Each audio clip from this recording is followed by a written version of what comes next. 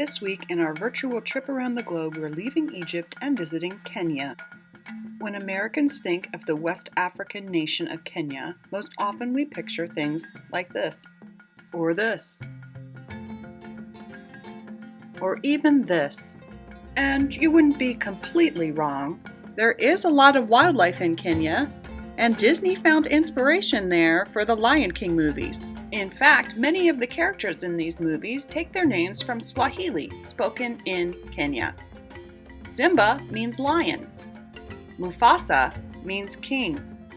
Rafiki means friend. And Timon means respect, while Pumbaa means slow-witted. Disney artists traveled to Kenya to find inspiration for the settings in their Lion King movies. For example, Hell's Gate National Park in Kenya provided the inspiration for Pride Rock. Tourists can visit this park and try activities such as cycling and rock climbing. Ironically, though, you cannot see any lions in the park that inspired the Lion King. The park also uses geothermal energy from hot springs and geysers found there to give electricity to almost half of Kenya. But Kenya isn't all parks and animals. Sorry, Simba. It also is the home to many thriving cities, like the largest city and capital, Nairobi. Nairobi is a very busy metropolis and has offices of some companies that we may be familiar with here, such as General Electric, IBM, General Motors, and Coca-Cola. With all this business, it's natural that Nairobi has its own stock exchange, or NSE. The second largest city in Kenya is Mombasa. This is a port city that has been there since medieval times, so it's much older than any American cities.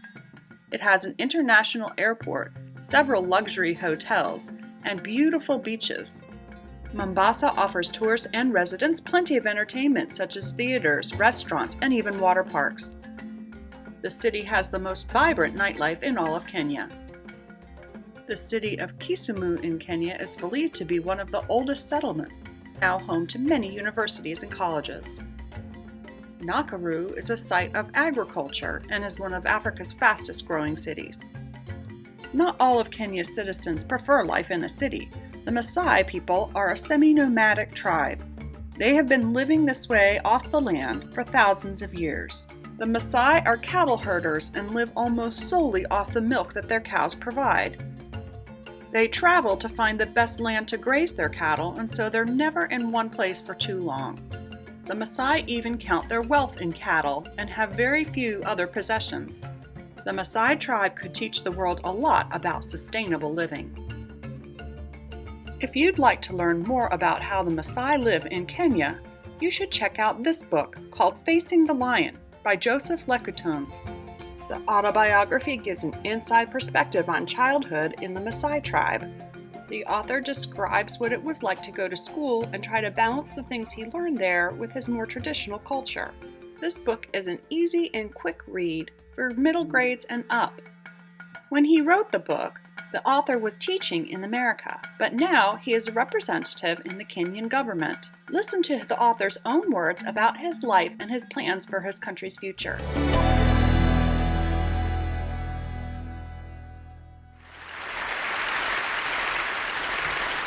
My name is Joseph, a member of parliament in Kenya, and picture a Maasai village. And one evening, government soldiers come, surround the village, and ask each elder to bring one boy to school.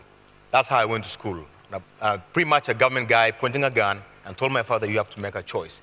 So I walked very comfortably to this missionary school that was run by American missionary, and the first thing the American missionary gave me was a candy.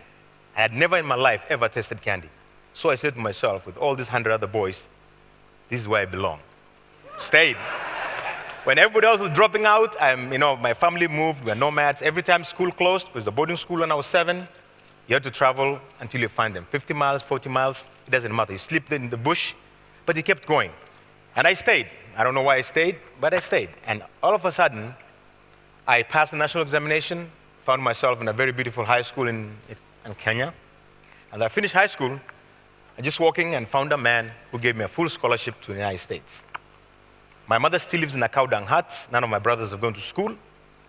And this man told me, here, go. So I got a scholarship to St. Lawrence University, upstate New York. Finished that. And then after that, I went to Harvard school, graduate school, finished that, and then I worked in DC a little bit. I wrote the book for National Geographic and taught history, US history. And every time I kept going back home, listening to the problems of these people, sick people, people with no water, all this stuff. And every time I go back to America, I kept thinking about them. Then one day, an elder gave me a story. And this story went like this. Long time ago, there was a big war between tribes. And there was this specific tribe that was really afraid of this other larger tribe. And every time they sent scouts out there to make sure no one attacked them. So one day the scouts came running and told the villagers, the enemies are coming only half an hour away, they'll be here. So people scrambled, took their things and ready to go, move out. But there were two men. One man was blind, one man had no legs. He was born like that. So the villagers, the leader of the chief said, no, sorry, we can't take you, you slow us down, we have to flee our children, women and children, we have to run. And they were left behind, waiting to die. But these two people worked something out. The blind man said, look, I'm a very strong man, but I can't see. The man with no legs says, I can see as far as the end of the world, but I can't save myself from a cat or even an whatever animals. So this man, the blind man, went down on his knees, down like this, and told the man with no legs to go over his back, and stood up. The man on top can see, the blind man can walk. And these guys took off, followed the footsteps of the villagers until they found and passed them. So, this was told to me in a setup of elders, and you know, it's really poor area. I represent northern Kenya, most nomadic, remote areas you can even find. And that man told me, so here you are. You've got a good education from America, you have a good life in America. What are you going to do for us? We want you to be our eyes. We'll give you the legs. We'll walk you, you lead us.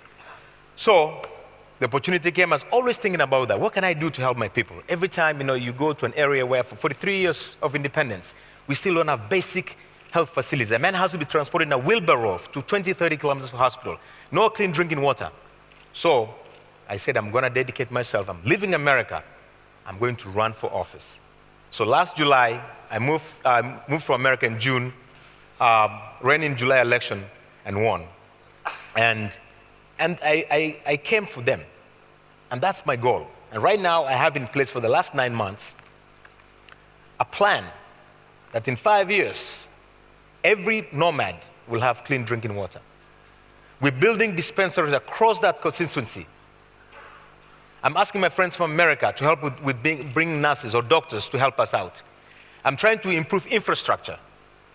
I'm using the knowledge I received from the United States and from my community to move them forward. I'm trying to develop homegrown solutions to our issues.